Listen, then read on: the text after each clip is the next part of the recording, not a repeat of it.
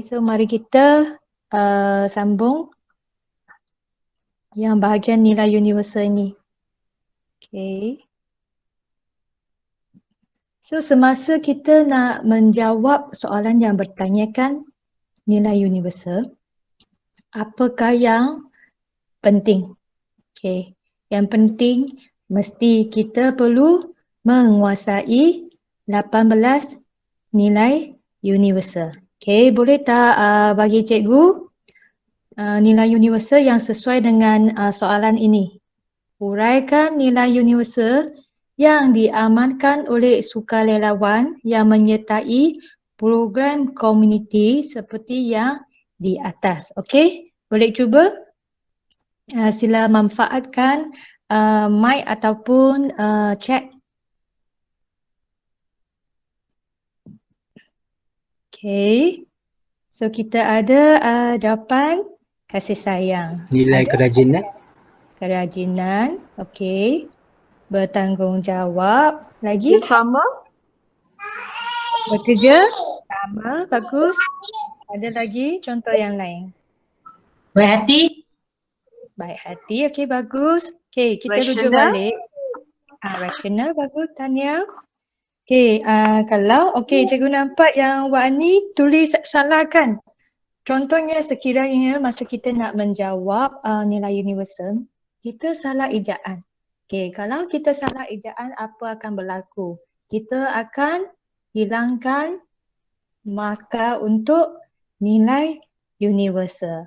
Oleh itu, kita perlu menulis nilai dengan betul. Okay, so semua kita ada 18 nilai universal. Kita perlu hafal dan menguasai 18 nilai universal. Kenapa? Sebab kebanyakan soalan B dan C akan ada soalan bertanyakan nilai universal. Okay, sama juga dengan bahagian A kan. Soalan struktur juga akan wujud soalan yang bertanyakan nilai universal. Okay, so cikgu dapat respon semua-semua kawan di sini sangat bagus. Okay, cikgu nak tanya, bila nak jawab nilai universal, perlu tak kita tulis nilai di depan?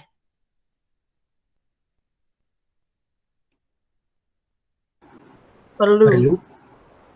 Okey, perlu. Kenapa? Kenapa kita perlu tulis di depan? Sebab kita nak membezakan supaya bila kita nampak je, kita tahu yang itu adalah nilai universal. Okey, contohnya yang ini kita anggap dia soalan B. Okey, kalau di soalan B kan, dalam kertas pendidikan mora, yang cikgu patut kata bahagian B. Okey, bahagian B. Maaf ya. Okey, bahagian B. Contohnya soalan yang di bahagian B, kita biasa ada berapa soalan? 1. Kita ada berapa? Ada 2. Tapi kita pilih 1 untuk menjawab soalan tersebut. Okey. Mungkin ada murid dia suka nak cuba 2 soalan. Okey, sebenarnya diterima. Tetapi cadangan Cikgu Bibi ialah pilih hanya 1 soalan untuk menjawab semasa menjawab bahagian B. Kenapa? Sebab nanti bahagian C agak berat. Bahagian C jumlahnya adalah 40 markah. So kita perlu membuat pilihan. Kalau di bahagian B, mungkin kalau kita jawab dua-dua, masa kita agak sontok. Okay, so kalau boleh, pilih salah satu yang bila akan berlaku, kita perlu menjawab dua-dua. Bila di bahagian B, kamu rasa dua-dua soalan ini pun kamu tidak yakin. Okay, bila kamu rasa tidak yakin, baru kamu jawab kedua-dua soalan esei di bahagian B. Kalau kamu yakin, pilih 1 dah mencukupi. Okay, so kita rujuk balik, dia kata seperti yang di atas. Okey, kalau yang seperti di atas, biasa kita panggil yang ini semua adalah bahan rangsangan. Nampak tak? Kita ada program amal, ada bantuan bencana, dan juga bantuan kepada golongan gelalangan. So yang tadi cikgu dapat banyak respon tentang yang nilai universal. So kita tulislah nilai. Yang tadi ada kasih sayang. So buat titik. Lepas tu nilai yang kedua. Nampak tak? Lepas tu kita titik lagi. Kita jawab nilai ketiga. Yang ini boleh terima. Ataupun cara yang kedua. Cikgu bagi banyak alternatif. Kamu boleh pilih cara yang kamu rasa kamu suka. Lepas tu ataupun kalau di sekolah cikgu mengajar teknik tersebut memang tiada salah betul. Sebab dia sebenarnya ada banyak alternatif. Maksud cikgu dia ada banyak pilihan. Ataupun kamu boleh tulis watak di depan dulu. Siapa watak? Ni, sukarelawan. So kita jawab sukarelawan mengamalkan. Nampak tak? Diamalkan. Mengamalkan. Kita tulis. Alamak, tak cukup tempat pula. Mengamalkan. Jangan ikut yang singkatan lah. Tulis yang lengkap. Mengamalkan nilai. Nilai apa? Yang kasih sayang. Lepas tu buat koma nilai. Nampak tak? Kita ada banyak cara. Semua cara ni adalah diterima. Yang penting nilai universalnya adalah betul. So ada satu cara lagi. Kadang masa jawab soalan di bahagian B kan. Kita tahu yang soalan sini biasa peruntukan markahnya adalah 10 markah. Nampak tak? So bila tanya nilai universal, kita boleh ikut yang berapa? 3 nilai tambah 7 huraian. Nampak tak? So kita buat yang paling, kita kata paling standard, kita boleh buat dengan cara ini. So cikgu kembali ya yang tadi. Semasa menjawab soalan di bahagian B kan, murid suka tanya, cikgu boleh tak saya jawab 2 perengan? Cikgu boleh tak saya jawab 5 perengan? Sebab saya nak tulis 5 nilai. So saya nak jawab 5 perengan. So apakah cadangan kalian? Kamu rasa kamu nak tulis berapa perengan? Boleh beritahu cikgu?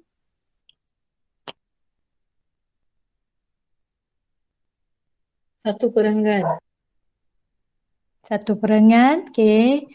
So ada yang nak tulis satu perengan.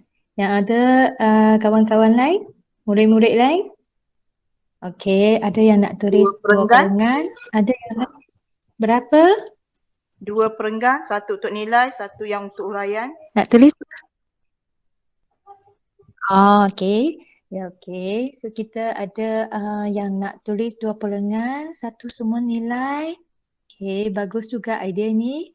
Lepas tu perengan kedua nak semua huraian. Sebenarnya cikgu nak tanya, bagi kamu rasa yang mana baru betul?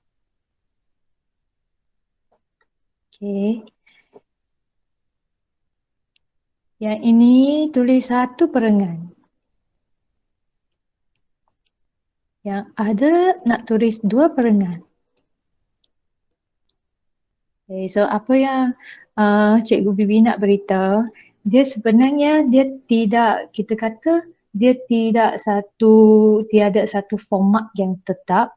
Bila kita nak menjawab satu perengan adalah diterima.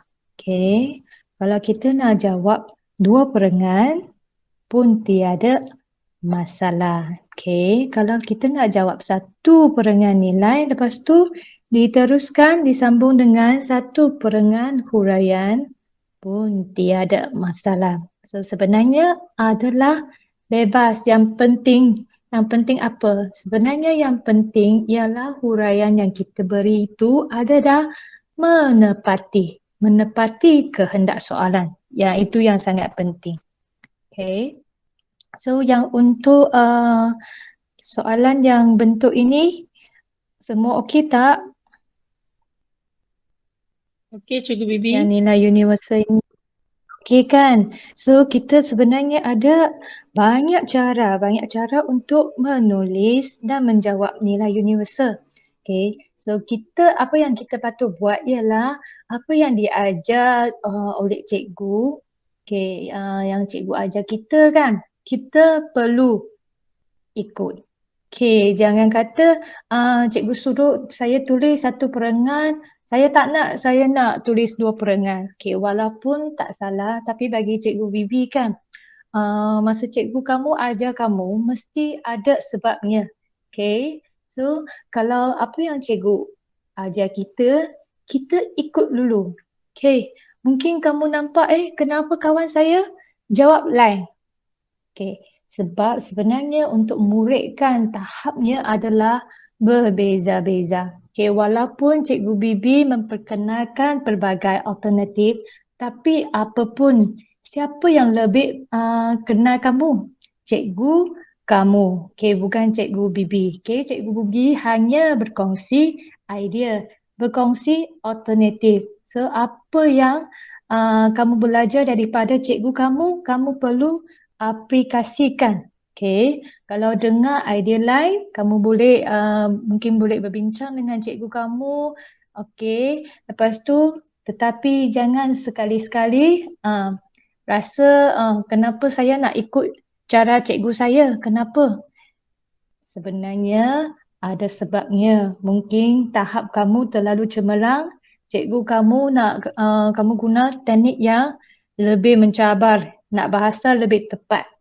Okay, ataupun mungkin kamu seorang murid yang sangat lemah, cikgu kamu nak membantu kamu untuk lulus kertas pendidik kamu. So bagi cikgu Bibi, apapun ikut cara cikgu kamu. Okay, sebab apa yang kita dengar, kita kongsi ni adalah satu alternatif je. Okay, bukan tak semestinya sesuai. Okay, sebab Cikgu Bibi rasa hanya cikgu kamu yang paling kenal kamu. Okay, so untuk yang soalan ni, lepas kita tulis nilai kan, okay, kita perlu tulis huraian.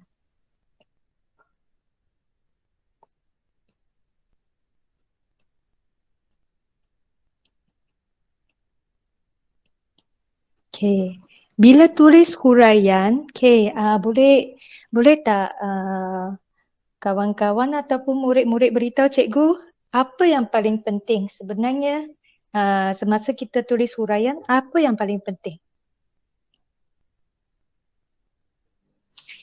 Iya, watak.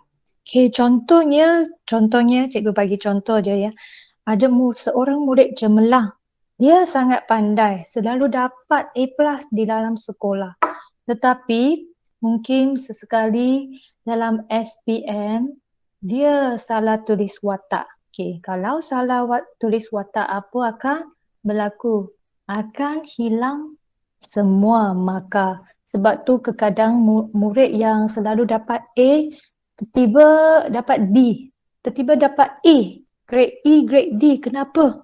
Sebab wataknya sudah salah. So untuk yang soalan di bahagian B yang bertanyakan nilai universal, memang nilai universal yang paling penting. Yang kedua ialah bila kita bina huraian, watak adalah sangat penting. Contohnya yang ini, kita nampak watak kan. Okey, dalam satu ayat macam mana cara kita nak cari wataknya? Selalu kita akan fokus oleh. Nampak tak yang oleh? Biasa di belakang kata sendi oleh itu akan jadi watak. Okay. So bila kita tulis watak kan, kita boleh rujuk balik yang program komuniti yang tadi tu, yang atas tu kan. Okay. Lepas tu barulah kita bina huraian. Okay, selalu murid bina huraian, murid rasa takut saya nak bagi huraian yang apa. Okay. So yang untuk huraian, kita boleh hurai tentang isunya. Okay, isunya ialah penyertaan dalam program komuniti. So kita boleh bagi huraian dia apa? Mai. Cuba. Ada siapa nak cuba tak? Boleh type juga ya. Okay, guna mic pun tak ada masalah. Okay je.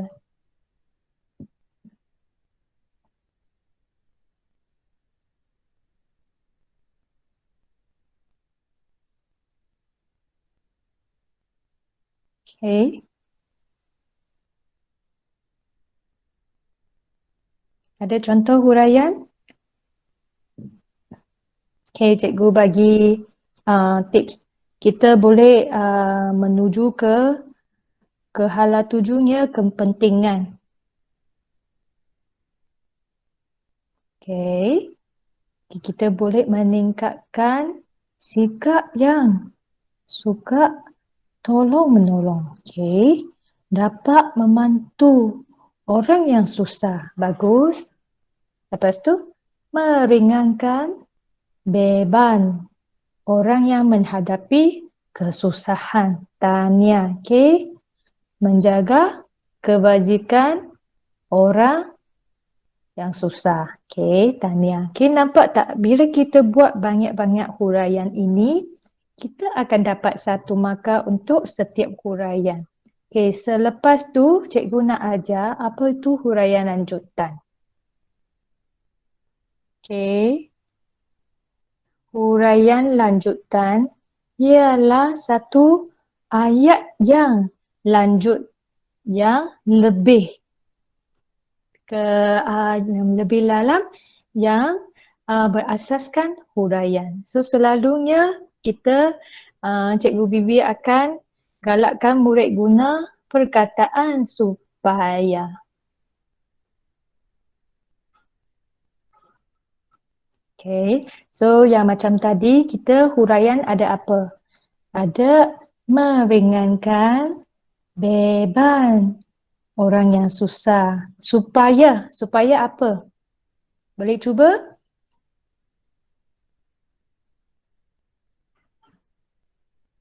Okay, kalau depan meringankan beban orang yang susah, supaya apa? Supaya mewujudkan masyarakat penyayang. Okay, betul. Supaya mereka tidak lagi hidup dalam penderitaan. Okay, nampak tak? So, untuk yang huraian, kita dapat satu markah. Tapi bila kita buat huraian lanjutan lagi, tahniah, kita akan dapat tambahan satu markah lagi. So selepas penjelasan Cikgu Bibi, adakah kamu rasa soalan esei senang? Kan senang? Okay. Kalau okey kan, mungkin kamu boleh cuba untuk menjawab soalan yang begini. Okay, contoh yang sebelah sini, yang bila kita nampak otak ni kan, sebenarnya dia soalan yang hebat. Maksudnya, kemahiran berfikir yang aras tinggi. Okay. So, generasi muda pada hari ini beranggapan bahawa penlibatan diri dalam program komuniti tidak memberikan manfaat. Okay. Yang soalan ini mungkin akan wujud dalam bahagian B juga. Kenapa? Sebab dalam bahagian B kita ada juga soalan yang bertanyakan nilai universal dan juga soalan yang bertanyakan huraian. Okay. Kalau untuk soalan yang bertanyakan fakta, bertanyakan huraian, okay, bertanyakan pendapat, bertanyakan idea, semua di sini. Nampak tak? Okay, cikgu nak tanya, untuk yang soalan ini, peruntukan markah dia tetap 10 markah, okay, di bahan Camp B. Okay, so boleh beritahu cikgu nak tulis berapa huraian untuk soalan ini?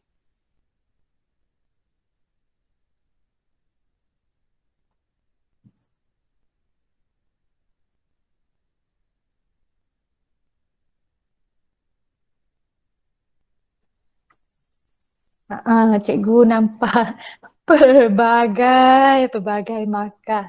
Risau cikgu. Okay. So untuk soalan yang bukan tanya nilai universal. Okay, cikgu nampak ada murid kata 7 markah, 8 markah. Bukan 7 markah, sorry. 7 huraian, 8 huraian, 9 huraian. Okay.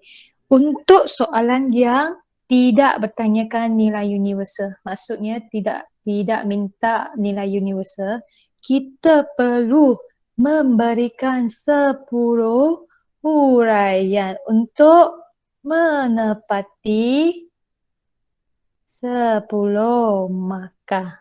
Okay. Tetapi betul juga ada murid tanya tentang ada limit ke? Okay. Untuk soalan ni, lebih banyak lebih bagus. Okay. Kalau kamu mampu tulis lebih, tulislah lebih. Okay. Tapi kalau cikgu kamu minta kamu tulis 10 huraian pun tidak salah. Okay. So untuk yang soalan bertanyakan nilai universal, kita ada yang tadi cikgu kata dia ada formulanya 3N 7H. Tetapi kalau untuk yang soalan begini, kita perlu tulis 10 huraian. Okay.